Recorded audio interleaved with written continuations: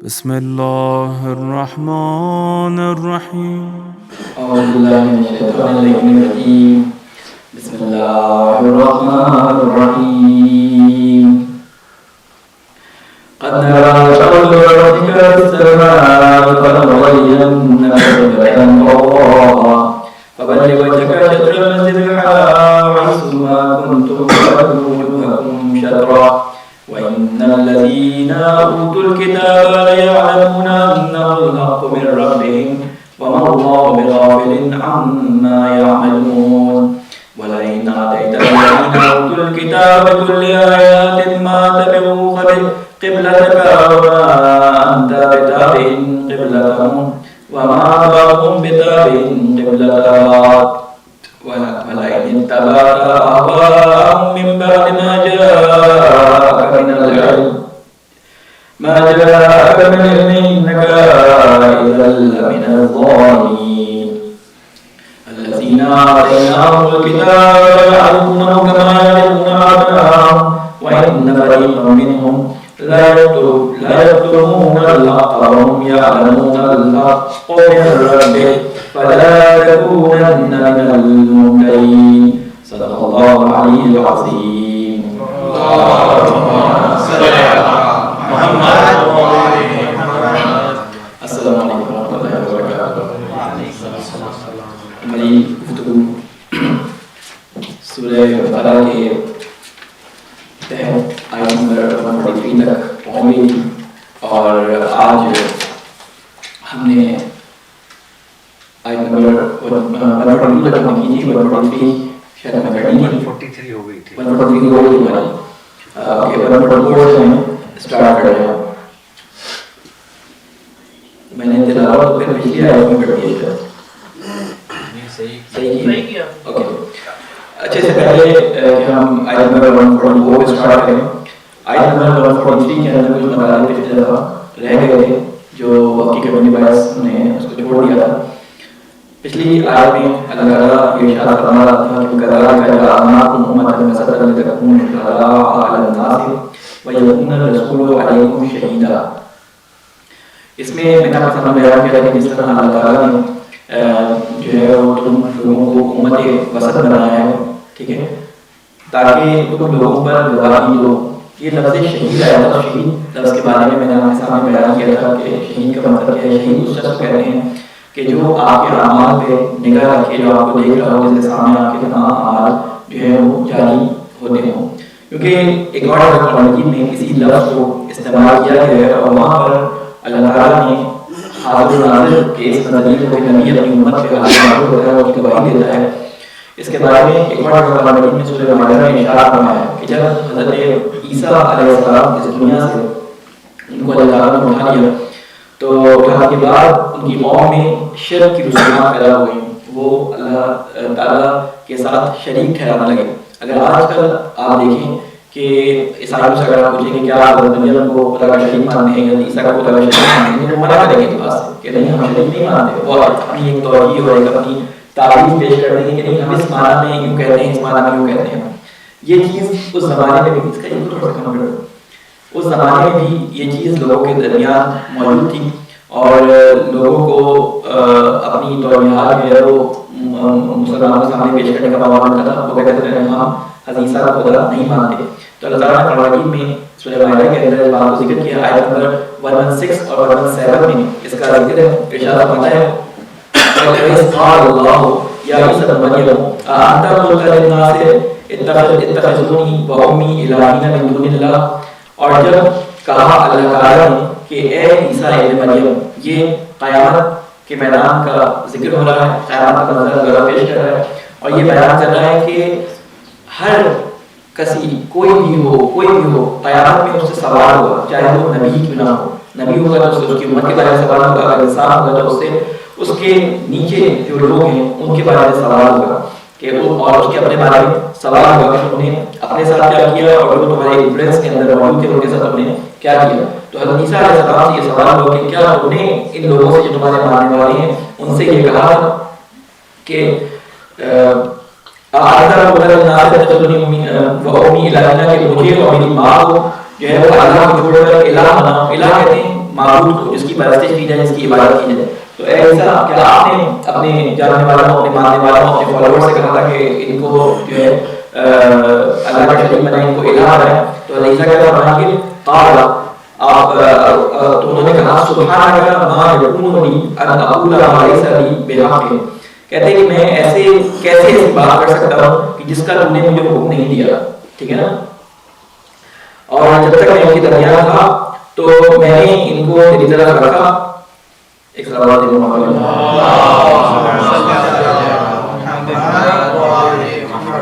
تو کہتے ہیں جس بات کے اگر مجھے علم نہیں تھا ایسی بات کیسے کہتا, اگر یہ بات نہیں ہوتی تو آپ کو ضرور اس کا علم ہوگا. جو میرے علاقے میں آپ جانتے ہیں اور جو آپ کے علاقے میں میں نہیں جانتا, آپ کی باتوں سے پوری طرح آگاہ.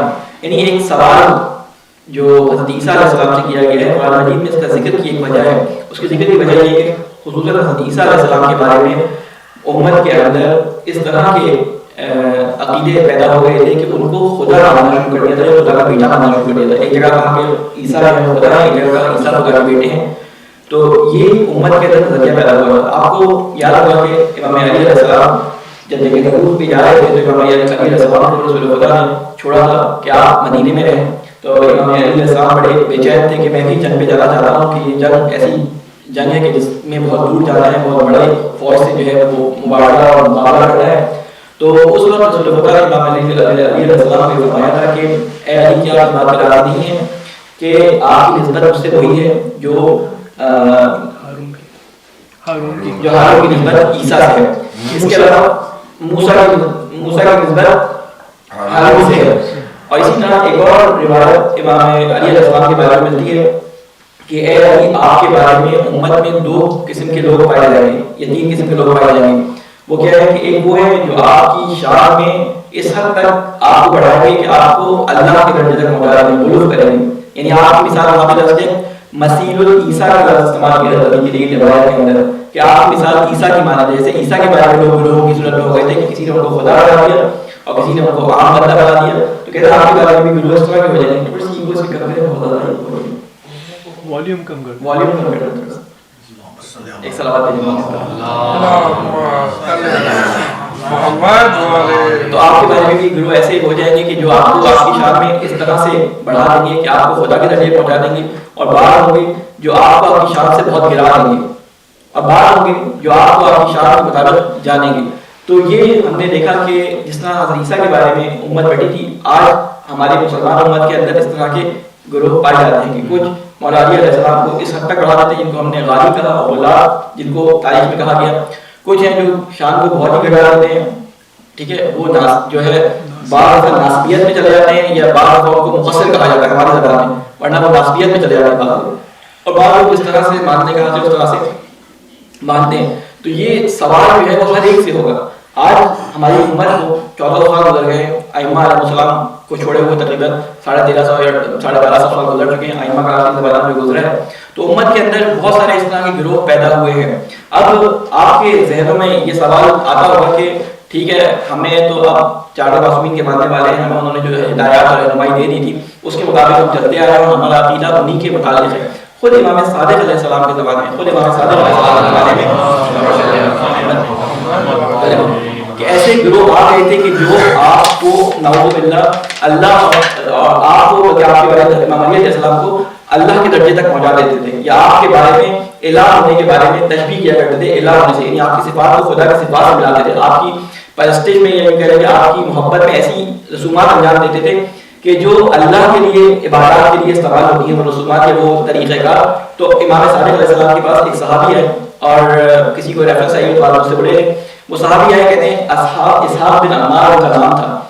تو ان سے امام صادق علیہ السلام سے انہوں نے پوچھا کہ امام صادق علیہ السلام بعض غلات جو ہیں, بعض لوگ جو ہیں آپ کے بارے میں اس طرح سے بات کرتے ہیں. تو اس سے امام صادق علیہ السلام نے ایک بات کہی ہے, وہ بات میں آپ کے سامنے بیان کرتا ہوں. کچھ روایت میں عربی پڑھوں گا, کچھ اس کا اردو ترجمہ تاکہ سمجھ آئے. کہتے ہیں اسحاق بن عمار ابی عبداللہ علیہ السلام. ابی عبداللہ جب کہتے ہیں تو امام صادق علیہ السلام مراد ہوتے ہیں. کہتے ہیں کہ فی حدیث فی الہ علی بعض غلات, کہتے ہیں کہ یہ حدیث اس وقت بیان کی جب بعض غلات کے بارے میں آپ سے گفتگو ہوئی. اس میں کیا فرماتے ہیں کہ بے شک میں, امام صادق فرماتے ہیں کہ بے شک میں ایک بندہ ہوں اور ایک بندے اور کنیز سے پیدا ہوا ہوں. اب یہاں پر لفظ مولد یا لفظ ولدا واو لام دال سے جو نکلنے والے روٹ ورڈز ہیں ان سے امام صادق علیہ السلام نے ولدا کا لفظ استعمال کیا ہے، یعنی پیدا ہوا ہوں. آج کے زمانے میں ہم نے دیکھا ہوگا کہ ہمارے زمانے میں بہت زیادہ پڑھے لکھے لوگ جو ہوتے ہیں، جو عشق میں بہت زیادہ ڈوبے ہوئے ہوتے ہیں، وہ آج ولادت کو ہٹا کر ظہور کا لفظ استعمال شروع کر دیتے ہیں، کر دیا ہے بلکہ، اور ان کو اتنی بھی بات سمجھ نہیں ہوتی. بعض دفعہ وہ لکھتے ہیں جشن ظہور مولود کعبہ، یعنی ان کو یہ نہیں پتا مولود کا مطلب پیدا ہونے والا ہے، اس کو لکھتے ہیں جشن ظہور مولود کعبہ. تو یہ وہ لوگ ہیں جن کے بارے میں امام صادق علیہ السلام یہاں روایت میں فرما رہے ہیں. روایت میں کیا فرما رہے ہیں کہ میں ایک بندہ ہوں اور ایک بندے اور ایک کنیز کا بیٹا ہوں، سے پیدا ہوا ہوں. اس کے بعد فرماتے ہیں کہ زیتنی بالاسلاب والارحام، میں سلبوں اور ارحام میں رہا ہوں، یعنی سلبوں یعنی باپ اور ماں کے ارحام سے گزر کے یہاں تک پہنچا ہوں، اور یقیناً مجھے موت آنی ہے. وانی مبعوث، اور پھر مجھے اٹھایا جائے گا. آپ یہ دیکھیں کہ ہمارے ذہنوں میں جو تصور ہے اس سے ہٹ کے امام صادق علیہ السلام کی حدیث کہ مجھے دوبارہ زندہ کیا جائے گا، اور اس کے بعد یہ بھی لکھا ہے کہ مجھ سے سوال کیا جائے گا. ایسا نہیں کہ ائمہ علیہ السلام سوال کیا ہوگا، ہر نبی سے سوال ہوگا، ہر امت میں آنے والے رسول سے سوال ہوگا کہ اپنی امت کے بارے میں بیان کرو. اب قرآن مجید میں جو ہے وہ سورہ میرے ذہن سے نکل گئی، میرا اس میں آئے تھے یوم نجمع اللہ الرسل، کہ وہ دن جس دن اللہ تعالیٰ رسولوں کو جمع کرے گا، فیقول ماذا اجبتم، اور یہ کہے گا کہ تم نے اپنی امت سے کیا جواب پایا. قالوا لا علم لنا، یہ اپنی امت کے بعد تم ان کے بارے میں کیا کہتے ہو، کیا جواب دیا انہوں نے تمہیں جب ہم ہمارے اللہ کے بارے میں ان کو بتاتے تھے. تو وہ کہتے تھے ہمیں علم نہیں ہے. یہ جو لفظ قرآن مجید نے استعمال کیا لا علم لنا، اس کا مطلب یہ نہیں کہ انبیاء جانتے تھے، لیکن یہ احترام کا تقاضا ہے. احترام کا تقاضا ہے کہ جب کوئی بڑا کوئی سوال پوچھے تو بجائے ایسے کہ آپ اپنی جو ہے وہ علم اور تعلیم کو دکھائیں، اس کے سامنے اپنے علم کو ظاہر کریں، کہتے ہیں کہ آپ اس سے بہتر جانتے ہیں. یہی سوال رسول خدا کے زمانے میں جب رسول خدا اصحاب سے کرتے تھے یا مولا علی سے کرتے تھے یا دوسرے لوگوں سے کرتے تھے، تو بعض اصحاب سے وہ کیا کہتے تھے کہ واللہ والرسول اعلم، یعنی کہ اللہ اور اس کا رسول بہتر جانتے ہیں. حالانکہ جانتے تھے سوالوں کے جواب، لیکن کہتے تھے اللہ اور اس کا رسول بہتر جانتے ہیں. اسی چیز اور اسی احترام کو یہاں پہ آیت میں اشارہ کیا گیا کہ نبیوں کو بھی روکا جائے گا جہاں کر کے ان کے امت کے بارے میں سوال ہوگا. تو امام صادق علیہ السلام نے کیا فرمایا تھا کہ انی مبعوث، میں پھر سے اٹھایا جاؤں گا. انی لموقوف، پھر مجھے روکا جائے گا. ثم مسئول، پھر مجھ سے سوال کیا جائے گا. واللہ لأسألن عما قال عني هذا الكذاب، اللہ کی قسم اس جھوٹے نے، یعنی اس شخص کے بارے میں جس نے امام صادق علیہ السلام کے بارے میں اس طرح کی باتیں کی تھی، اس جھوٹے نے جو میرے بارے میں باتیں کی ہیں، تو اللہ پوچھے گا کہ تم نے ان سے کہا تھا کہ ایسی باتیں کہیں. تو وہی جواب جو عیسیٰ ابن مریم نے امام اللہ تعالیٰ کے سامنے جواب دیا تھا، وہی امام صادق فرماتے ہیں کہ میں جب تک ان کے درمیان تھا میں نے ان کو اس بات سے روکا اور اس بات کے بارے میں منع کیا، لیکن میرے بعد کیا کیا اس کے بارے میں مجھے علم نہیں ہے. تو یہ چیز آپ دیکھیں کہ قیامت کے دن ہر نبی سے ہر امام سوال ہوگا اور امت سامنے کھڑی ہوگی. آپ اس وقت سوچیں گے، آپ کے سامنے آپ تصور کریں اس بات کو کہ آپ کوئی غلطی کر دیں اور آپ کے والد سے کوئی اس بارے میں باس پرس کرے، سوال و جواب کرے، اور وہ ان کے شرمندگی کا خطرہ ہو کہ ان کو شرمندہ ہونا پڑے گا کہ آپ کی غلطی کی وجہ سے ان کو شرمندہ ہونا پڑے، تو آپ کے دل میں کیا احساس پیدا ہوگا. آپ سوچیں کہ ہم اپنے آپ کو امام صادق علیہ السلام کی جسے کہتے ہیں شیعہ کہتے ہیں، ان کا فالوور کہتے ہیں، ان کا ماننے والے کہتے ہیں، ہمارے سامنے جب امام صادق سے ہمارے بارے میں سوال ہوگا اور ہمارے عقیدے جو ہماری زبانوں سے نکلتے ہیں ان کے سامنے امام صادق سے پوچھا جائے گا کہ آپ نے ان سے کہا تھا یہ بات کریں، تو امام صادق کتنی اس وقت امبیرسمنٹ محسوس کریں گے. تو ہم اس وقت کیا ہمارا حال ہونا چاہیے کہ ابھی سے اس بات کو تصور کریں. تو کیونکہ آج ہماری قوم کو بہت زیادہ زمانہ گزر چکا ہے، تو یہ بتایا ہے کہ شہادت جو ہے، یہ جو لفظ شاہد استعمال کیا ہے، بڑا خاص لفظ استعمال کیا ہے کہ یہ لفظ شاہد یعنی ہم گواہ ہیں تمہارے تمام کاموں کے اوپر جو تمہارے درمیان ہو رہے ہیں، جو تم ہمارے بارے میں کہتے ہو، یہ سب ہم گواہ ہیں. قیامت کے دن برات کا اعلان کر دیں گے، جس طرح حضرت عیسیٰ نے برات کا اعلان کیا تھا، امام رسول سب برات کا اعلان کر دیں گے. وہ کام جو انہوں نے نہیں کیا کرنے کے لیے امت میں ان کی محبت میں اضافی جو ہے کرنا شروع کر دیں گے، وہ سب اس کے بارے میں کہیں گے. اس کے بعد اسی سورہ کے اندر سورہ مائدہ کے اندر یہ ارشاد ہو رہا ہے کہ ما قلت لهم، یہ میری کوئی مسئلہ ہے ایک دم سے چلا جاتا ہے، ایک بار سوال بھیجو.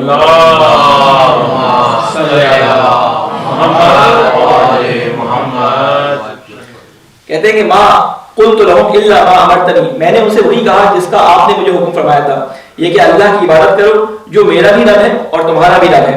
اور جب تک میں ان میں موجود رہا ان کا نگران تھا، اور جب آپ نے مجھے وفات دے دی تو آپ ہی ان کے نگران تھے اور آپ کو ہر چیز کے نگران ہیں. اور پھر اس کے بعد حضرت عیسیٰ یہ فرماتے ہیں کہ ایسا نہیں ہے کہ میرے سے نسبت کی وجہ سے ہم یہ جنت میں چلے آئیں گے. حدیثہ اپنی برات کا اعلان کس صورت میں کرتے ہیں؟ کہتے ہیں کہ ان تعذبہم فإنہم عبادک، اگر تو ان کو عذاب کرے تو یہ تیرے بندے ہیں. میرے ماننے کی وجہ سے، میرا فالوور ہونے کی وجہ سے ان کا دعویٰ ہے کہ ہم عیسیٰ کے ماننے والے ہیں، عیسیٰ سے محبت کرنے والے ہیں، ان کو کوئی چھٹی نہیں ملنے والی. حضرت عیسیٰ نے وہاں برات کر دینی ہے، کہنی ہے کہ اے اللہ یہ تیرے بندے ہیں، اگر تو عذاب کرے تو یہ تیرے بندے ہیں. یہ قرآن مجید، یہ حدیث نہیں پڑھا، یہ قرآن مجید کی آیات پڑھ رہا ہوں کے سامنے. ان تعذبہم فإنہم عبادک فإن تغفر لہم فإنک انت العزیز الحکیم، اور اگر تو انہیں معاف کر دے تو تو سب پر غالب اور سب سے بڑا حکمت والا ہے. تو یہ اللہ تعالیٰ نے اس لفظ کو استعمال کر کے بتایا کہ اس کی کتنی بڑی گواہی ہوگی کہ یہ امت جو رسول خدا کے بعد آئی، رسول خدا نے اس کی تربیت کی. جس طرح اللہ اور رسول، اللہ اور امت درمیان رسول جو وسط تھے، اب رسول بھی لانے کے بعد یہ امت وسط کہلائی ہے. آئندہ آنے والی نسلوں کو اس امت کے ذریعے رسول کی سنت پہنچنی، اور رسول کی سنت وہ ہے جو اللہ تعالیٰ نے رسول خدا صلی اللہ علیہ وسلم کو سکھائی ہے. اللہ تعالیٰ نے اس کا حکم دیا ہے کہ یہ کام انجام دیں، کیونکہ اللہ تعالیٰ نے حکم جو ہے وہ ڈیٹیل سے قرآن مجید کے اندر بیان نہیں کیے. ایک کانسیپٹ جو ہمارے یہاں یہ سمجھا جاتا ہے کہ اللہ تعالیٰ کے نبی نے جو ہے وہ نماز اور قرآن کو جو ہے پڑھنا سکھایا، بالکل پڑھنا سکھایا، لیکن یہ لفظ نماز، یہ لفظ جسے کہتے ہیں دعا، یہ لفظ صوم، یہ لفظ زکات، یہ لفظ فجر، یہ لفظ ظہر، یہ لفظ عصر، یہ ان کے یہاں رائج الفاظ تھے. ہم اس وقت اختلاف کرتے ہیں کہ فجر کون سی ہوتی ہے، عصر کون سی ہوتی ہے. ان کے یہاں یہ وقت کہے جاتے تھے کہ عصر کا وقت کون سا ہوتا ہے، ظہر کا وقت کون سا ہوتا ہے، فجر کا وقت کون سا ہوتا ہے. وہ پہچانتے تھے اس بات کو. ان کو معلوم تھا کہ صوم کسے کہتے ہیں، ان کو معلوم تھا حج کسے کہتے ہیں، ان کو معلوم تھا کہ زکات کسے کہتے ہیں. یہ ادا کیا کرتے تھے. اگر آپ کو یقین نہ آئے تو آپ پچھلی قرآن مجید کی ایک آیات کے اوپر رجوع کریں جہاں پہ نماز اور اس کا ذکر ہوا ہے. حضرت نوح علیہ السلام کے زمانے سے جو ہے نماز کا ذکر اور اس کا ذکر آیا ہے کہ نماز دینا اور زکات دینا. حضرت ابراہیم اور ان کے بارے میں اصلی کا لفظ آیا، زکات کا لفظ آیا. یعنی انبیاء کے درمیان زکات اور نماز رائج تھی. اور پھر وہ ہے جو رمضان کریم کے لیے اللہ تعالیٰ نے جس وجوب کے بارے میں اور مجید نے پورا ایک رکوع اتار دیا رمضان کے بارے میں، وہ اس وجہ سے اتارا کہ تمام چیزوں کا ذکر اللہ تعالیٰ نے مختلف جگہوں پہ تھوڑا تھوڑا کر دیا، لیکن رمضان کے روزوں کا ذکر خاص طور پہ کیا. اس کی وجہ کیا تھی کہ تمام چیزیں ان کے موجود تھیں لیکن اس کی تبدیلی، اس میں تبدیلی ہو چکی تھی شکل کے اندر. تو رسول خدا نے آ کے اس کی تصحیح کر دی. جیسے نماز کا پڑھنے کا طریقہ ان کا کیا ہو گیا تھا، وہ تالیاں بجایا کرتے تھے، سیٹیاں بجایا کرتے تھے. حج کے اندر ان کا طریقہ کیا ہوتا تھا، وہ برہنہ طواف کیا کرتے تھے، اور مختلف ان کے رواج بدل گئے تھے. حج موجود تھا لیکن طریقہ کار بدل گیا تھا. لیکن روزوں کے بارے میں ان کا کانسیپٹ، یعنی یہودیوں کی بات نہیں کر رہا، جو کفار مشرکین تھے جو اپنے آپ کو ابراہیم کی نسل، اسماعیل کی نسل میں سے کہتے تھے، انہوں نے روزوں کے صوم کے بارے میں بالکل اپنا نظریہ بدل دیا تھا. وہ جانوروں کو روزہ رکھواتے تھے، خود روزہ نہیں رکھتے تھے. وہ اپنے گھوڑوں کو روزہ رکھواتے تھے. ٹھیک ہے. اس کی وجہ کیا تھی کہ جب ان کو جنگوں پہ جانا ہوتا تھا، ان کے انتصاروں دار جو تھا وہ دور جا کے لڑنا بھیڑنا اور تجارتی قافلوں پہ حملہ کرنا تھا. تو یہ گھوڑوں کو 2 دن بھوکا رکھتے تھے اور گرم ہوا کے سامنے کھڑا کرتے تھے تاکہ گھوڑوں کو عادت ہو گرمی برداشت کرنے کی، تاکہ یہ سہ سکیں اس چیز کو. تو گھوڑوں کو رکھواتے تھے. تو اللہ تعالیٰ نے رمضان کے روزوں کا حکم دوبارہ سے نازل کیا اور بتایا کہ کما کوتب علی الذین من قبل. ٹھیک ہے کہ اللہ تعالیٰ نے روزے تم پر فرض کیے ہیں جیسا کہ تم سے پچھلی امتوں میں فرض کیے تھے. اب تمہارے درمیان جانوروں میں نہیں ہے، یعنی سب پہ روزے ہیں. یہودی آشنا تھے روزوں سے، روزے رکھتے تھے وہ، لیکن ان کا روزہ کسی اور طریقے سے ہوتا تھا. ان کا روزہ کیا ہوتا تھا کسی کو معلوم ہے؟ یہودیوں کا روزہ، یہودیوں کا ابھی بھی ایسی روزہ ہے کہ رات بس وہ جو کھا کے سو جاتے تھے اس کے بعد اگلے دن تک ان کا روزہ ہوتا ہے. 24 گھنٹے نہیں ہوتا تقریباً، وہ اگلے دن تک جب ایک اندھیرا ہو جاتا ہے اس وقت تک وہ روزہ رکھتے ہیں. ٹھیک ہے. تو بعض مسلمانوں میں کنفیوژن تھی کہ بھائی ہم روزہ رکھتے ہیں، بعض ایسے کام کرتے ہیں کہ روزے میں کی حالت نہیں کرنی چاہیے، رات کو ہم نے کھایا تھا، تو اب وہ کام کریں یا نہ کریں. تو ان کی الجھن کو بھی اللہ تعالیٰ نے انہی آیات میں، یہ تقریباً 6واں رکوع جو ہے اس کے اندر پورے روزے کے احکام بیان کیے گئے ہیں. اس کے اندر سورہ بقرہ کے 6 رکوع میں سارے روزے کے احکام بیان کیے. آپ لوگ رمضان سے پہلے اس کو ضرور دیکھیں، ساری ڈیٹیل سے اللہ تعالیٰ نے یہ چیز اس کے اندر بیان کی ہے. تو بہرحال یہ روزے اللہ تعالیٰ نے فرض کیے اس مہینے کے اندر. تو اب ایک سلام بھیجو محمد والے روزوں کی بحث بیچ میں آ گئی. گفتگو ہماری چل رہی تھی سائد کے ذہن میں کہ جہاں پہ قبلے کی تبدیلی کے بارے میں بات ہوئی تھی اور کہا تھا کہ یہ رسول جو ہے وہ تمہارے اوپر گواہ ہے اور تم دوسری امتوں میں اس طرح سے گواہ ہو. اس کے بعد بات آگے چلی اور یہ فرمایا کہ قد نرا تقلب وجهك في السماء، ہم دیکھ رہے ہیں، ٹھیک ہے، بے شک دیکھ رہے ہیں ہم بار بار اٹھانا آپ کے چہرے کا آسمان کی طرف. فلنولینک قبلۃ ترضاها، پس ہم پھیر دیتے ہیں آپ کے لیے اس قبلے کو ترضاها جسے آپ پسند کرتے ہیں.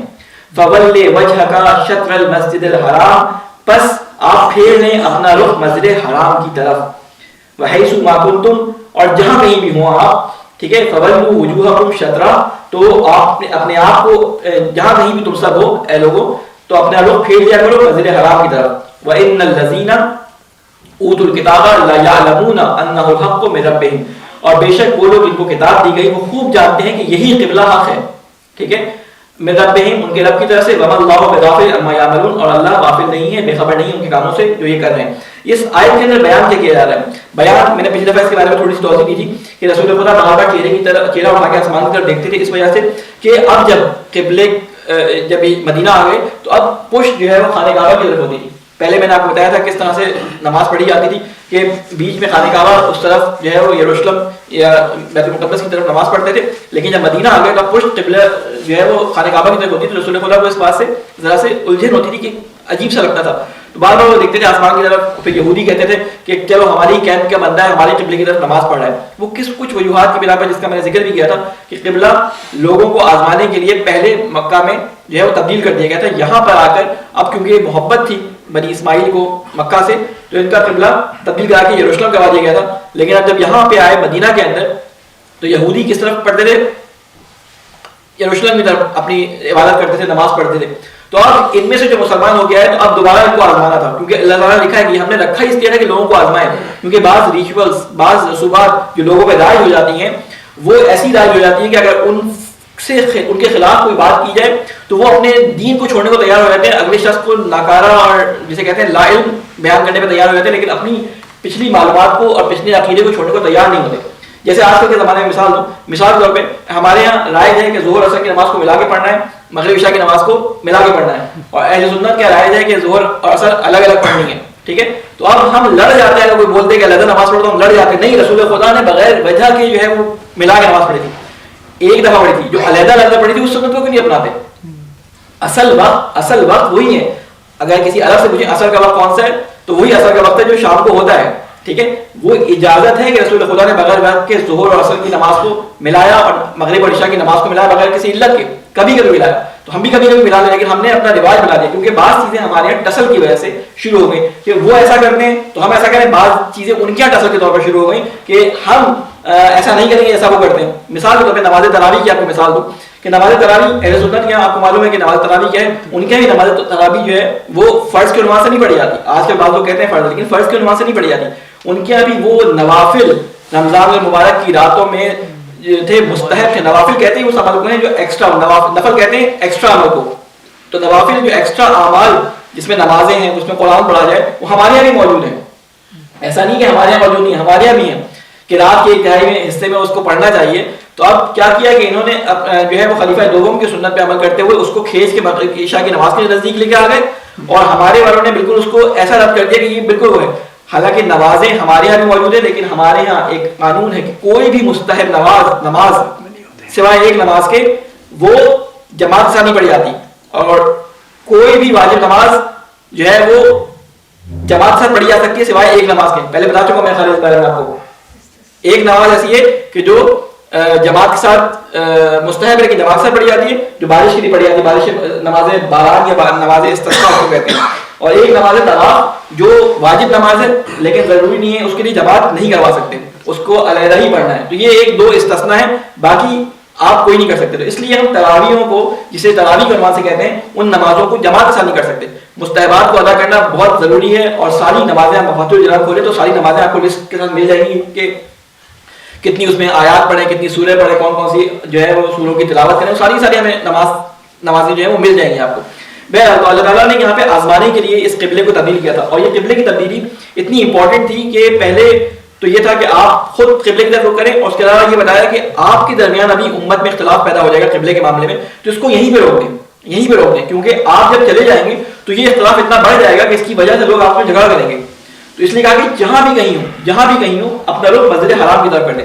اچھا, یہاں پہ لفظ کے اوپر غور کریں کہ یہاں پہ یہ کہا ہے کہ شطر المسجد الحرام, یہ نہیں کہا کہ وجہ کا الا مسجد الحرام. الا کہتے ہیں طرف, یعنی بالکل ڈائریکشن اس کی سیدھ میں کر لیں. بلکہ کہا شطر یعنی بس رخ کر لیں اپنا اس طرف. ضروری ہے کہ اگر ناک کی سیدھ یوں کرے تو سامنے قبلہ آ جائے. دنیا میں آپ ظاہر ہے مسلمان بڑھے گے پوری دنیا میں ہوں گے کہیں پہ, تو اپنا رخ کریں, تھوڑا بہت ادھر ہو جائے تو کوئی فرق نہیں پڑتا. اسی لیے اگر آپ توضیح مسائل کھولیں تو اس میں آپ کو ملے گا کہ اگر آپ قبلے سے 45 ڈگری تک ڈائیورژن غلطی سے یا جان بوجھ کر غلطی سے کر دیں تو اس کی وجہ سے آپ کی نماز باطل نہیں ہوتی. 45 ڈگری جو ہے آپ کو الاؤڈ ہے, کسی وجہ سے آپ 45 ڈگری اس کو ڈائیورژن دے دیں تو نماز صحیح ہو جاتی ہے. ٹھیک ہے, اس کے بعد یہ سارا امتحان تھا جس کی وجہ سے اللہ تعالیٰ نے کہا تھا کہ آپ لوگوں کو جو ہے وہ قبلے کی تبدیلی کے بارے میں لوگوں کو یہیں پہ صاف کر دیں کہ جہاں پر بھی ہو قبلے کی طرف اپنا منہ کریں. اور پھر اس کے بعد فرمایا کہ وَلَئِنْ آتَيْتَ الَّذِينَ أُوتُوا الْكِتَابَ, بلکہ اس سے پہلے ایک اور بات رہ گئی ہے کہ یہ جو اہل کتاب تھے نا ان کے بارے میں فرمایا وَإِنَّ الَّذِينَ أُوتُوا الْكِتَابَ لَيَعْلَمُونَ أَنَّهُ الْحَقُّ, اور یہ جو اہل کتاب ہیں یہ بہت اچھی طریقے سے جانتے ہیں کہ قبلہ تبدیل ہونا ہے, کیونکہ ان کو تو کتابوں کے اندر ان کی بتا دیا گیا تھا کہ جو آخری رسول آئے گا وہ 2 قبلوں کی طرف منہ کر کے نماز پڑھے گا, اور ان کو معلوم ہے یہ بات. لیکن اب ہوا کیا کہ ان کے لوگ جب ان کے پاس آتے تھے, اب دیکھیں علماء سو کی کتنی جیسے کہتے ہیں اثر اندازی ہوتی ہے لوگوں کے اوپر. عالم مانے کسی کو اور عالم اگر ٹریک سے ہٹا دے, مثلا یہ لوگ پریشان ہو کے جاتے تھے کہ ہم نے کتابوں میں سنا تھا کہ 2 قبلوں کی طرف نماز پڑھے گا, تو آپ ہمارے اے عالم جنہیں احبار کہا کرتے تھے آپ بتائیں کہ یہی نبی تو نہیں ہے. تو کہتے ہیں نہیں پریشان نہیں ہو تم, ایسا کچھ نہیں ہے, یہ ایسی بس چل رہا ہے, وہ ساری باتیں چھوڑ دو, تمہاری جنت پکی ہے. تو یہ جو اپنی طرف کھینچنے کے لیے لوگوں کو اٹریکٹ کیا جاتا ہے اس کے لیے جنت تحفے میں دی جاتی ہے, اس کے بغیر لوگ بات نہیں مانتے, ورنہ سامنے حقیقت نظر آ رہی ہے, ایک طرف حقیقت ہوتی ہے ایک طرف جنت نظر آ رہی ہوتی ہے. تو عالم جو ہے وہ جنت فری میں بانٹ رہا ہوتا ہے اور حقیقت جو ہے اس ریچول سے اس کو ہٹا رہی ہوتی ہے جس کی طرف اس کی توجہ اور اس کا دل ہوتا ہے ہمیشہ. تو کہتے ہیں کہ اس طرح سے جانتے ہیں, آگے آئے گا کہ اپنے جیسے اپنے بچوں کو جانتے ہیں. یہ عرب میں محاورہ مشہور تھا کہ کسی چیز کے پہچاننے کے بارے میں اس کو بہت اچھی طرح جانتے ہیں, کہا جاتا تھا کہ یہ اس چیز کو ایسے جانتے ہیں جیسے اپنے بچوں کو جانتے ہیں. تو یہاں بتایا کہ یہ بہت اچھی طریقے سے جانتے تھے. ٹھیک ہے, اور اللہ ان کی اس عمل سے اور اس فعل سے غافل نہیں ہے کہ یہ چھپا کر تم سے حقیقت نہیں بیان کرتے. پھر فرماتے ہیں وَلَئِنْ آتَيْتَ الَّذِينَ أُوتُوا الْكِتَابَ بِكُلِّ آيَةٍ مَا تَبِعُوا قِبْلَتَكَ وَمَا أَنْتَ بِتَابِعٍ قِبْلَتَهُمْ, اور اگر لے آؤ تم ان لوگوں کے پاس جنہیں دی گئی یہ کتاب تمام نشانیاں, پھر بھی تم ان لوگوں کے پاس جنہیں دی گئی تھی کتاب یہ پیروی نہ کریں گے وہ تمہارے قبلے کی, اور نہ تم پیروی کرنا ان کے قبلے کی. وَمَا بَعْضُهُمْ بِتَابِعٍ قِبْلَةَ بَعْضٍ, اور ان میں سے کوئی گروہ پیروی کرنے والا دوسرے گروہ کے قبلے کی پیروی نہیں کرتا. کیا بتا رہے ہیں کہ دیکھو ایسا نہ ہو کہ تم ان کو منانے کے چکر میں کہو کہ ٹھیک ہے چلو یہ برا مان رہے ہیں تو ہم بیت المقدس کی طرف نماز پڑھ لیں. کہتے ہیں اب تو تمہارے پاس حق آ گیا تو تم اس حق کے آنے کے بعد قبلے سے روگردانی نہیں کر سکتے. اور یاد رکھو کہ نہ وہ تمہارے قبلے کو مانیں گے اور نہ تمہیں علم آنے کے بعد ان کے قبلے کو ماننا ہے. اور ایک بات اور کی یہاں پہ وہ فرما رہے ہیں کہ ان میں سے بعض ایسے ہیں جو ایک دوسرے کے قبلے کی پیروی نہیں کرتے ہیں, یعنی پڑھتے ہیں یروشلم کی طرف منہ کر کے نماز, جیسے یہودی اور عیسائی دونوں یروشلم کی طرف منہ کر کے اپنی عبادات کو انجام دیتے ہیں. لیکن اگر یروشلم میں بیت المقدس کے اندر چلے ہیں تو ایک مشرقی طرف منہ کر کے اپنی عبادت انجام دیتے ہیں, ایک مغربی طرف, یہودی مغربی طرف کرتے ہیں اور عیسائی جو ہے مشرقی طرف, جہاں پہ حضرت مریم کے بارے میں کہتے ہیں کہ وہ مکان شرقیہ میں جا کے بیٹھی تھی تو وہاں پہ اس طرف منہ کر کے وہ عبادات کرتے ہیں. تو اللہ تعالیٰ نے ایک جگہ پہلے ہی بتا دیا تھا کہ آپ تم جدھر بھی منہ کر لو, شرق میں یا غرب میں, ہر طرف اللہ ہے. تو یہ قبلہ اصل میں کوئی ایسی جگہ نہیں کہ اس کی عبادت کی ہے, بلکہ قبلہ مسلمانوں کی ڈائریکشن کو ایک طرف رکھنے کے لیے, یونٹی رکھنے کے لیے ایک جگہ بتائی گئی تھی کہ اس طرف منہ کر کے تمہیں نماز پڑھنی ہے. اس سے زیادہ اس کو خود اللہ تعالیٰ نے کہا کہ یہ بیت کیا ہے, یہ مسجد حرام ہے, اللہ تعالیٰ کی مسجد ہے جہاں پہ اللہ تعالیٰ کی عبادت کی جاتی ہے. اس کے علاوہ اس کی کوئی اہمیت نہیں ہے کہ اس کے بارے میں ہم کوئی ایسا نظریہ بنا لیں کہ جو جس سے ہم ہٹ نہ سکیں, کیونکہ اللہ تعالیٰ کے نبی نے یہ حدیث ارشاد فرمائی ہے کہ مومن کی عزت خانہ کعبہ کی پامالی سے زیادہ مہم ہے. یعنی ایک طرف ایک مومن کی عزت بچانی ہو, ایک مومن کی جان بچانی ہو, اور ایک طرف خانہ کعبہ پامال ہو, تو حکم یہ ہے کہ پہلے مومن کی جان بچاؤ پھر اس کے بعد خانہ کعبہ کو بچاؤ. اس طرح کی روایات سخت ملتی ہیں ہمیں. بہرحال مومن کی عزت اللہ تعالیٰ کو بہت پیاری ہے. اس کے بعد اللہ تعالیٰ فرماتا ہے کہ الذین آتیناہم الکتاب یعرفونہ کما یعرفون ابناءہم. یہ وہی محاورہ جو میں نے آپ کے سامنے بیان کیا تھا کہ وہ لوگ جنہیں کتاب دی گئی تھی ان کو اس بارے میں ایسی معرفت ہے کہ جیسے وہ اپنے بچوں کو جانتے ہیں. وَإِنَّ فَرِيقًا مِّنْهُمْ لَا يَكْتُمُونَ الْحَقَّ وَهُمْ يَعْلَمُونَ. ان میں سے کچھ لوگ ان میں سے ایسے ہیں, یعنی جو ان کے علماء کے بارے میں بیان کیا ہے, یکتمون کتما کہتے ہیں, کتمان کہتے ہیں نا اردو زبان میں بھی استعمال ہوتا ہے کتمان, یعنی جھٹلانے کو. ٹھیک ہے, ان میں سے بعض لوگ ایسے ہیں جو جھٹلا دیتے ہیں حق کو, وَهُمْ يَعْلَمُونَ, جبکہ وہ اس حق کو جانتے ہیں کہ سچی بات یہی ہے, یعنی یہی نبی ہے. پھر اس کے بعد فرماتے ہیں الحق من ربک, حق تمہارے پروردگار کے پاس ہے یا ان کی طرف ہے. فلا تکونن من الممترین, بس تم ہرگز نہ ہونا شک کرنے والوں میں. اب یہ خطاب ہو رہا ہے رسول خدا سے, ٹھیک ہے, لیکن بات اصل میں ایسے ہوتی ہے کہ آپ کو میں نے بتائی تھی کہ قرآن کا انداز بیان اس طرح ہے کہ وہ کہتا کسی سے ہے اور بیان اس کے توسط سے کسی اور سے کر رہا ہوتا ہے. ایک یہ ہے, اور دوسری بات یہ ہے کہ مسلمانوں کو کہیں یہ گمان نہ ہو جائے کہ یہ صرف ہم سے خطاب ہے, ہم خطا کریں گے تو نہیں. رسول خدا کی مثال دے کر یہ بتایا کہ نہیں رسول بھی اگر ایسا کام کریں گے. ایک جگہ میں نے آپ کو بتایا تھا کہ رسول خدا کے بارے میں ہے کہ اگر یہ رسول بھی ہمارے اوپر کوئی جھوٹ بات باندھے گا تو ہم اس کی رگے حیات کو کاٹ دیں گے. تو رسول یہ کام نہیں کریں گے, لیکن بتایا یہ ہے کہ رسول کے بارے میں میرا فیصلہ یہ ہے, اگر اس نے ایسا کیا تو تمہاری کیا حیثیت, تمہاری کیا اوقات ہے کہ اگر تم نے یہ کام کیا, میری طرف جھوٹ باندھا, تو میں تمہیں چھوڑ دوں گا یہ کہنے میں کہ تم اس رسول سے محبت کرنے والے ہو. یہ قرآن کی آیات جب ہم پڑھ رہے ہوتے ہیں تو بہت ساری چیزیں ہوتی ہیں ہمارے دماغ میں ٹوٹ پھوٹ رہی ہوتی ہیں. تو ذہن میں ایک بات کو ہمیشہ یاد رکھیں کہ کچھ چیزیں ہوتی ہیں کہ جو ہمارے دماغ میں پہلے سے موجود ہوتی ہیں, اس کے بعد ہم قرآن کو سنتے ہیں اور قرآن کو سننے کے بعد ان چیزوں سے قرآن کو پرکھنا شروع کرتے ہیں. یہ قرآن کے بارے میں بالکل صحیح طریقہ نہیں ہے. قرآن کے بارے میں صحیح طریقہ یہ ہے کہ آپ جو سنیں پہلے وہ اپنے دماغ میں لے کے جائیں, اور جو دماغ میں ہے اس کو قرآن کے حساب سے پرکھنا شروع کریں کہ یہ قرآن کے مطابق ہے یا نہیں. قرآن کو نہ پرکھیں کہ قرآن اس کے مطابق ہے یا نہیں. لہذا کوئی بھی شخص جب کسی بات کو سننے کے بعد فوراً جھٹلا دیتا ہے تو پھر اس کے بعد کبھی وہ مانتا نہیں اس بات کو. کیوں وہ جھٹلاتا ہے؟ کس بنیاد پہ؟ ان باتوں کی بنیاد پہ جو اس کے دماغ میں پہلے سے بیٹھی ہوئی ہیں, سن کے یا پڑھ کے جس طرح سے بیٹھی ہوئی ہیں. جب قرآن اس کے خلاف کوئی بات کرتا ہے تو جھٹلا دیتا ہے, اور جب جھٹلا دیتا ہے تو انسانی نفسیات ایسی ہے کہ پھر وہ کبھی اس کو مانتا نہیں ہے. ریزن دے گا, اس کے بارے میں تعویلیں کرے گا, سب کچھ کر دے گا, مانے گا نہیں. تو اللہ تعالیٰ نے بیان کیا ہے کہ دیکھو قرآن کے مقابلے میں تمہارے پاس کوئی چیز آئے تو اس کو رسول خدا نے بیان کیا قرآن کے مقابلے میں چاہے ہماری بات بھی کیوں نہ ہے اس کو ترک کر دو. تو طریقہ کار یہی ہوتا ہے کہ ہر بات کو سنیں, ہر بات کو سنیں, اور ان میں سے قرآن کے مطابق جو بہترین بات ہو اس کو چنیں. اسی لیے قرآن مجید میں آیت فرمائی ہے کہ بہترین تم میں سے لوگ وہ ہیں جو تمام باتوں کو سنتے ہیں, ان میں سے بہترین کا انتخاب کر لیتے ہیں. اس کے بعد اللہ تعالیٰ فرماتا ہے وَلِكُلِّ وِجْهَةٌ هُوَ مُوَلِّيهَا فَاسْتَبِقُوا الْخَيْرَاتِ. اب سوال یہ پیدا ہوتا ہے کہ اب اس بات پہ تم لڑائی نہیں کرو. یہ کوئی قبلہ جو ہے بدلنا کوئی اتنی بڑی بات نہیں ہے کہ وہ کہیں کہ ہم اپنے قبلے کی طرف کھڑے ہو کے, یعنی دونوں پیٹھ ملا کے کھڑے ہیں, وہ اپنے قبلے کی طرف کھڑے ہو کے نمازیں پڑھ رہے ہیں اور تم اپنے قبلے کی طرف کھڑے ہو کے پڑھ رہے نماز کی کوشش کرو کہ ہم زیادہ اس میں ایکٹیو ہیں. کہتے ہیں اس چیزوں میں اپنے آپ کو تیزی دکھانے کی ضرورت نہیں ہے. تیزی اگر دکھانی ہے تو کس چیز میں دکھاؤ تیزی, فاستبقوا الخیرات, نیکی کے کاموں میں جو ہے, خیرات میں نیکی کے کاموں میں جو ہے وہ تیزی دکھاؤ, اس میں سبقت لے آنے کی کوشش کرو. اس قبلے میں ناک کس چیز میں ہونا یا فلاں طریقے سے جو ہے وہ ارکان کو ادا کرنا, اس میں اتنی توجہ نہیں کرو کہ صحیح ارکان ادا ہو جائے بس کافی ہے.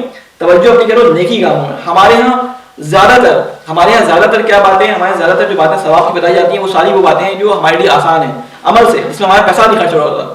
یعنی ہمیں ساری باتیں بتا دی, اتنے وظیفے کر لو, اتنے 1000 دفعہ یہ پڑھ لو, اتنے 1000 دفعہ وہ جو ہے وہ املی کے دانے چلا لو, اتنے 1000 دفعہ یہ پڑھ لو, سبحان اللہ کا ورد کر لو, یا کریموں پڑھ لو, یا وظیفوں پڑھ لو, یا کیا ہے وہ حافظوں پڑھ لو, اور اس طرح کے اللہ تعالیٰ کے نام کے ساتھ. یہ اپنی جگہ فائدہ مند ہے, لیکن اگر اس سے آپ یہ سمجھتے ہیں کہ اس کی وجہ سے کام ہو جائیں گے تو اللہ تعالیٰ کہ سب سے زیادہ جاندار چیز میں تمہارا قرآن بھیجا ہے, وہ قرآن پڑھو اس سے زیادہ تمہارا کام ہو جائے گا, تو تمہارے لیے رہنمائی کی ہے. ان چیزوں سے بھی فائدہ ہوگا, ثواب ملے گا, جو ان کے اللہ کے نام لینے کا ثواب وہ آپ کو مل جائے گا, لیکن اس پہ ڈیپینڈ کرنا کہ اس وجہ سے ہو جائے گا اور قرآن کے اعمال کو چھوڑ دینا, یہ بالکل اللہ تعالیٰ کہتا ہے کہ عقل والی بات نہیں ہے. پھر فرماتا ہے کہ وَلِكُلِّ وِجْهَةٌ هُوَ مُوَلِّيهَا, کہتے ہیں کہ تم ایک سوال بھی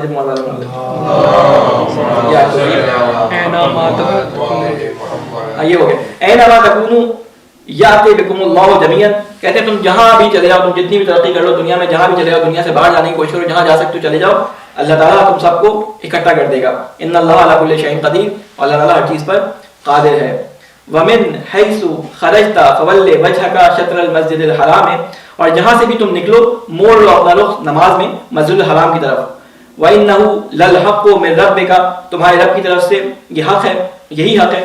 اور وَمَا اللَّهُ بِغَافِلٍ عَمَّا تَعْمَلُونَ, اور اللہ اس چیز سے بے خبر نہیں ہے. وَمَنْ حَيْثُ خَرَجْتَ فَوَلِّ وَجْهَكَ شَطْرَ الْمَسْجِدِ الْحَرَامِ. اب یہ بار بار اتنی تاکید کیوں کی جا رہی ہے؟ میں نے آپ کو پہلے بیان کیا کہ یہ بار بار قبلے کی طرف مڑنے کی تاکید 2-3 آیتوں میں لگاتار تاکید کی گئی کہ اپنا منہ قبلے کی طرف موڑو, اپنا منہ قبلے کی طرف موڑو. یہ بتانے کی ضرورت مسلمانوں کو یہ بتایا جا رہا تھا کہ تم اپنی یونٹی قائم رکھنے کے لیے اپنا مرکز, تاکہ مسلمان اگر کہیں دور سے دیکھا جائے تو مسلمانوں کو ایک ہی رخ پہ دیکھیں. کوئی ایسا نہ ہو شمال میں جا رہا ہو, کوئی جو ہے وہ جنوب میں جا رہا ہو, ایک ہی طرف اپنی عبادات ہمیشہ ایک ہی طرف انجام دیں. آپ یقین کریں گے کہ ابھی میں کہاں پہ تھا, ابھی میں گیا تھا کسی شہر کے اندر, تو مجھے ایک صاحب بتا رہے تھے کہ کچھ لوگوں کو ہم نے منع کیا کہ یہاں پہ اس طرح کی باتیں نہ کریں. غلات وہاں پہ آ گئے تھے اور علی اللہ اور اس طرح کے نعوذ باللہ جو باتیں تھیں وہ انہوں نے کرنا شروع کر دی تھی. تو ہم نے ان کو کہا کہ آپ یہاں پہ تشریف نہ لایا کریں, برائے مہربانی اگر آیا کریں تو اس طرح کی باتیں نہ کیا کریں. تو کیا ہے انہوں نے بتایا مجھے کہ انہوں نے اپنا ایک امام بارگاہ بنایا, وہاں پہ ایک علم لگایا, اب علم قبلہ چھوڑ کے علم کی طرف منہ کر کے نماز پڑھ رہے ہیں. اور بعض لوگ مجھے بتا چکے ہیں کہ کاروان کے ساتھ ہم چلے گئے کربلا, تو وہ امام حسین کے علم کی طرف رک کر کے نماز پڑھنا شروع کر دی انہوں نے. تو یہ غالی ہیں, یہ اللہ تعالیٰ کے منکر ہیں, کیونکہ اللہ تعالیٰ نے ان چیزوں سے منع فرمایا ہے. اللہ تعالیٰ نے قبلہ بار بار تاکید کی ہے کہ اپنے رخ کو اللہ تعالیٰ کی گائیڈ کی ہوئی جگہ کی طرف موڑو, خانہ کعبہ کی طرف رخ کرو. دوبارہ اس آیت کو تیسری دفعہ تکرار کیا ہے یہاں پہ, ٹھیک ہے. کیا فرما رہا ہے کہ وَمِنْ حَيْثُ خَرَجْتَ فَوَلِّ, کہتے ہیں تم اگر جہاں سے بھی نکلو موڑو اپنا رخ نماز مسجد حرام کی طرف, اور جہاں کہیں بھی ہو تو موڑو اپنے رخ کو اسی کی جانب, ٹھیک ہے. لَإِلَّا يَكُونَ لِلنَّاسِ عَلَيْكُمْ حُجَّةٌ, تاکہ لوگوں کے پاس تمہارے خلاف کوئی حجت نہ ہو, لوگ تمہارے خلاف کوئی دلیل لے کے نہ آ سکیں کہ یہ اس طرح سے کام انجام دے رہے ہیں. إِلَّا الَّذِينَ ظَلَمُوا مِنْهُمْ, سوائے ان کے جو بے انصاف ہیں ان میں سے, فَلَا تَخْشَوْهُمْ وَاخْشَوْنِي وَلِأُتِمَّ نِعْمَتِي عَلَيْكُمْ وَلَعَلَّكُمْ تَهْتَدُونَ.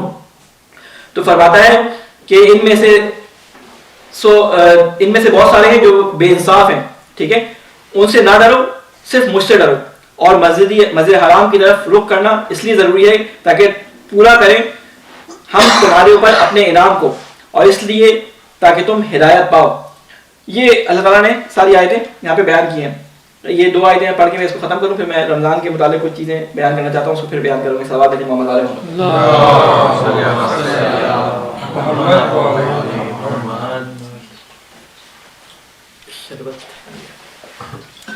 پھر اس کے بعد فرماتا ہے کہ کما ارسلنا فیکم رسولا منکم یتلو علیکم آیاتنا ویزکیکم ویعلمکم الکتاب والحکمت ویعلمکم ما لم تکونوا تعلمون. کہتے ہیں کہ اور ہم نے بھیجا تم میں ایک رسول تمہیں میں سے جو پڑھ کر سناتا ہے تمہیں ہماری آیات, ویعلمکم اور تمہیں تعلیم دیتا ہے کتاب کی, والحکمہ اور حکمت کی, ویعلمکم اور سکھاتا ہے ما لم تکونوا تعلمون جو باتیں تم نہیں جانتے یا جن باتوں کے بارے میں تم اختلاف کر چکے ہو.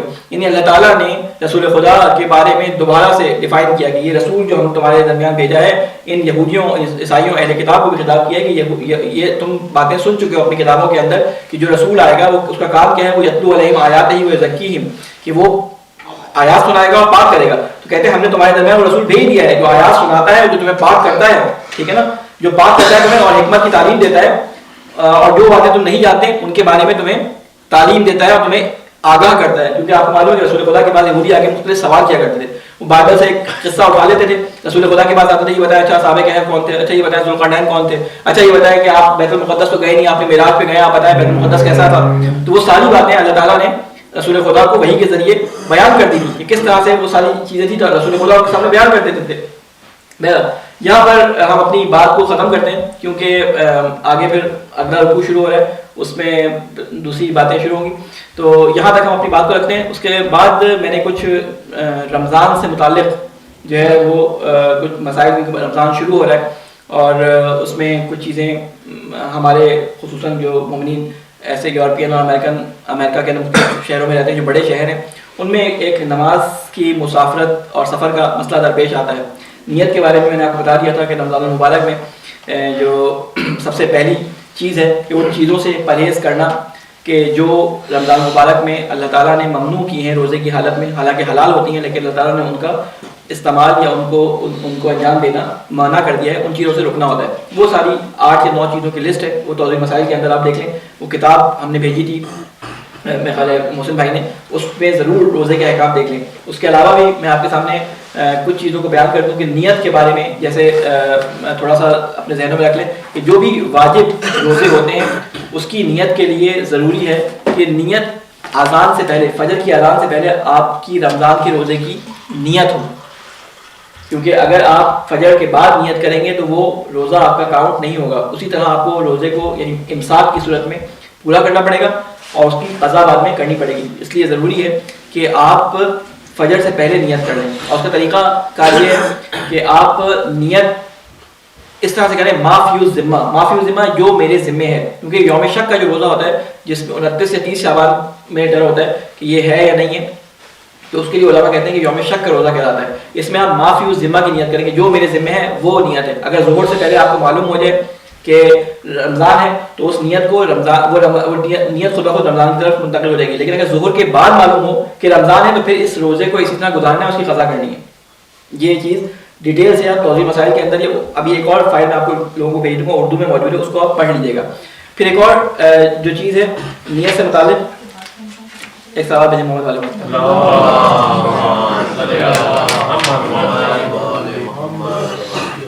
ایک اور سوال بھیجے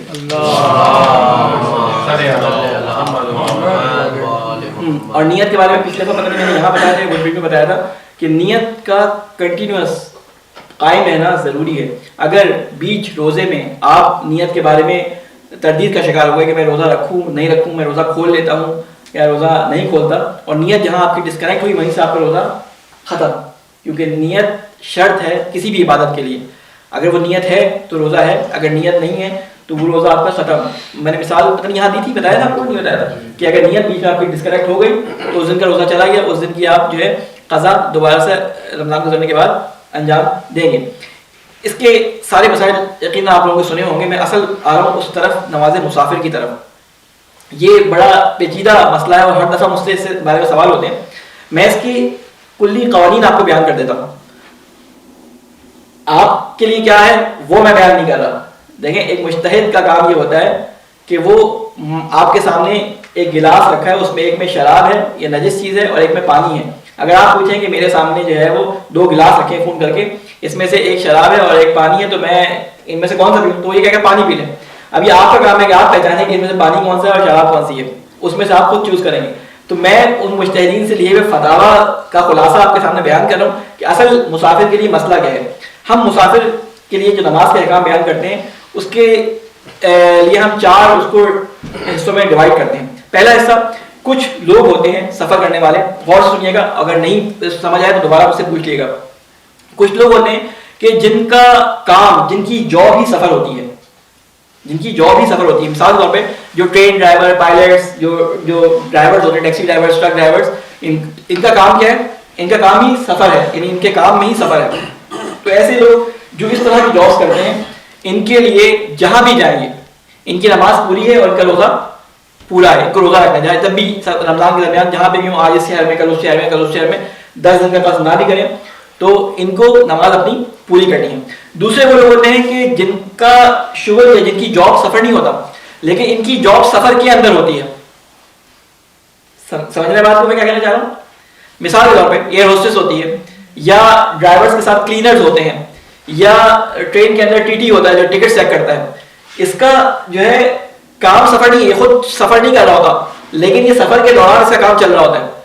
تو ایسے بھی جو لوگ ہوتے ہیں جن کے کام میں سفر ہوتا ہے, جن کے مشغلے میں سفر کرنا پڑتا ہے, تو ایسے لوگوں کی نماز بھی پوری ہے. وہ بھی جہاں جائیں گے اپنے شغل, اپنی جاب کے سفر کے دوران ان کی نماز کیا ہوگی, پوری ہوگی, اور جہاں نماز پوری ہوگی وہاں پہ روزہ رکھ سکتے ہیں. بعض جگہ ایسی ہیں کہ جہاں پر روزہ رکھ سکتے ہیں لیکن نماز پوری نہیں ہے.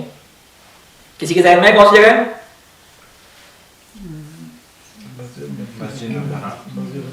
حج کے دوران ان 4 چیزوں کے علاوہ, ان 4 مسجدوں کے علاوہ ہوتا ہے کہ خواتین میں سے کوئی نظر کا روزہ, کہ اگر آپ منت مانیں یا نظر مانیں کہ میں زیارت پہ جا رہا ہوں حسین علیہ السلام کی اور میں وہاں جا کے روزہ رکھوں گا, تو وہاں جا کے آپ روزہ رکھیں گے لیکن نمازیں آپ کی قصر ہوں گی. ٹھیک ہے. تو دوسرے دو میں نے کیٹیگریز بیان کر دی. ایک وہ جن کا شغل, جن کا سفر, جن کی جاب سفر ہے, اور ایک وہ جن کی جاب میں سفر ہے. ان دونوں کی نمازیں پوری ہو گئی. یہ 2 کیٹیگری آپ کے لیے آسان تھی, سمجھ آ گئی نہیں آئی؟ آگے تیسری چیز, وہ لوگ جن کا جسے کہتے ہیں کہ کام پرماننٹ جگہ پر ہے لیکن مقدمہ وہاں تک جانے کا جو آپشن ہے نا اس میں ان کو سفر کرنا پڑتا ہے. مثال کے طور پہ ان کی جاب یا ان کی جاب یا آپ کی جاب یا ان کی جاب مثال کے طور پہ رچمنڈ میں ہے یا میری لینڈ میں, کسی دور دراز کسی اور شہر کے اندر ہے, کسی اور جگہ جاتے ہیں ڈی سی کے اندر. آپ کو روزانہ یا ہفتے میں 3 دن یا ہفتے میں 2 دن کنٹینیوسلی جانا پڑتا ہے, سالوں جاتے ہیں آپ اسی طرح. تو ایسے لوگ جیسے پروفیسرز ہوتے ہیں, اس طرح کے جو لوگ ہوتے ہیں, ایسے لوگوں کے لیے بھی حکم کیا ہے کہ وہ لوگ جن کا مقدمہ یعنی جو جاب ہے, یعنی جن کا مقدمے کو انگلش میں کیا کہتے ہیں, مقدمہ سمجھیں کسے کہتے ہیں, اصلا بھائی نہیں سمجھ رہے نا الفاظ یہاں پر روٹین کی نہیں مقدمہ روٹین کو نہیں کہتے بھائی. ہاں obligation یعنی آپ کو اس کے بغیر چارہ نہیں ہے. آپ ایسا نہیں ہو سکتا کہ آنکھیں بند کریں وہاں پہنچ جائیں. ہو سکتا ہے کہ وہ آئنسٹائن کا فارمولا یوز کر لیں اور ایزی کر ایکسس کا اور پہنچ جائیں آنکھیں بند کر کے.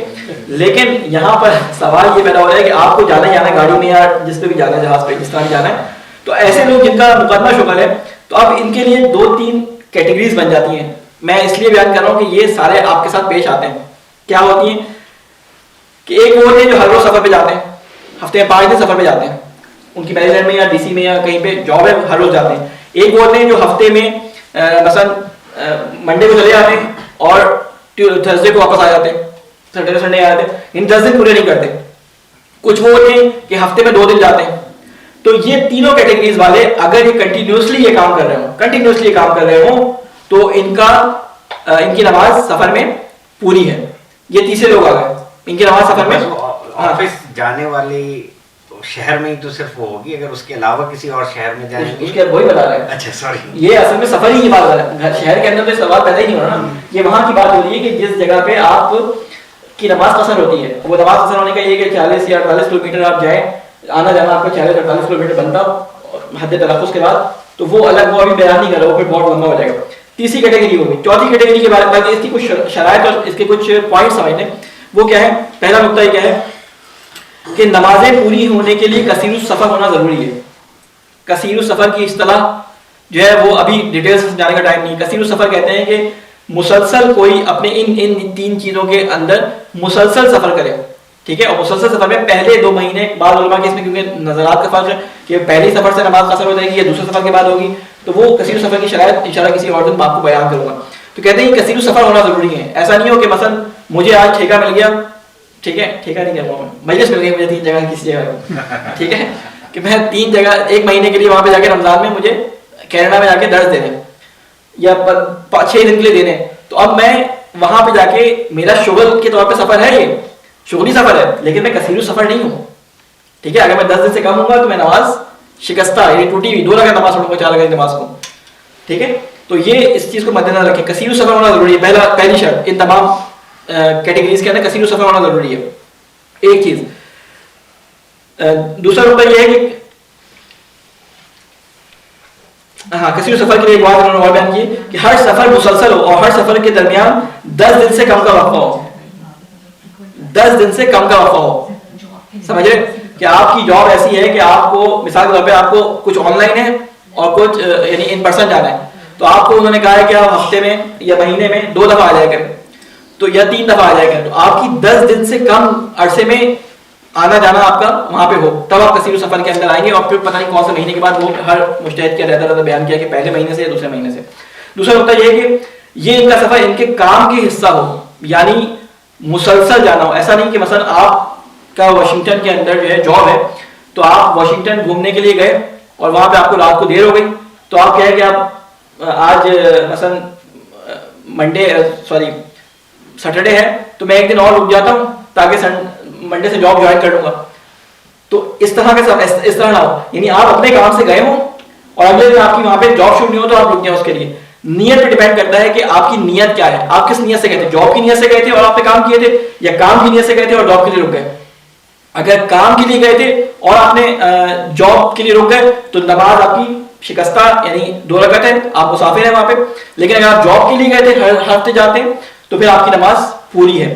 ایک چیز اور بتا دوں کہ جو لوگ کثیر السفر ہو جاتے ہیں وہ کثیر السفر اسی وقت ہیں کہ جب وہ اپنے پیشے سے متعلق, اپنے شعبے سے متعلق, اپنے شغل سے متعلق, کیا کہتے ہیں, اپنی جاب کے متعلق جا رہے ہوں. مثال کے طور پہ اصغر بھائی یا میں یا یہ کوئی بھی روزانہ جاب پہ جاتا ہوں کسی جگہ پر, لیکن ایک دن جو ہے وہ مثلا شاپنگ کرنے چلا گیا. یا ساری سی مثال دوں, جو لوگ ایران میں یا قم میں یا مشہد میں رہتے ہیں, ٹھیک ہے, یا مشہد سے دور رہتے ہیں, یا نجف یا کربلا میں رہتے ہیں, وہ مثلا زیارتی سفر پہ ہر ہفتے امام حسین علیہ السلام کے سفر حرم میں جاتے ہیں. سالوں سے ان کا یہ روٹین ہے. تو ابھی کثیر سفر میں آئیں گے یا نہیں آئیں گے؟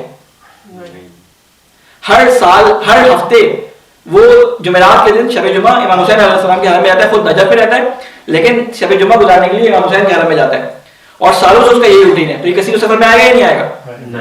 نہیں آئے گا, کیونکہ یہ اس کا شغل نہیں ہے. زیارتی سفر ٹھیک ہے, تفریحی سفر, اس طرح کے جتنے بھی سفر ہوں گے, چاہے آپ وسیلہ سفر ہو بھی, لیکن جب ان سفروں پہ جائیں گے تو آپ کی نماز شکستہ نہیں ہوگی.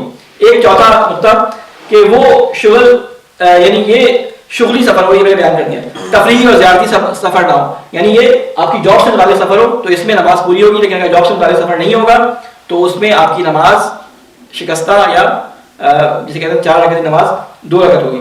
اور اگر کسی جگہ ہفتے میں 1 دن جانا ہو, وہاں 2 یا 3 دن پہلے جائے شاپنگ یا دوسرے کاموں کی نیت سے, ٹھیک ہے, تو یہ نماز بھی کیونکہ نیت آپ کی شاپنگ والی ہے تو آپ کو یہاں پہ نماز اپنی آدھی پڑھنی پڑے گی. اور ایک چیز اور, سفر تحصیلی جو لوگ پڑھنے کے لیے جاتے ہیں یونیورسٹیز کے لیے, ان کے لیے بھی ایک خاص چیز کہ اگر اس کے بدلے وہ پیسے لیتا ہو, اگر اس کو مثلا اسکالرشپ ملا ہوا ہو کسی جگہ سے اور اسکالرشپ کی وجہ سے وہ کہتا ہو کہ نہیں میں وہاں پہ یونیورسٹی کے ہاسٹل میں نہیں رہوں گا, میرا گھر ورجینیا میں ہے, واشنگٹن میں میری یونیورسٹی ہے, اور وہاں سے پیسے لے کے پورا وہاں پڑھتا ہوں اور یہاں پہ آ جاتا ہوں, تو اس کے بدلے بھی وہ نماز اپنی پوری پڑھے گا, یہ اس کا شغل ہے, اس کے بدلے اس کو پیسے مل رہے ہیں وہاں پہ, ٹھیک ہے, تو نماز پوری پڑھے گا.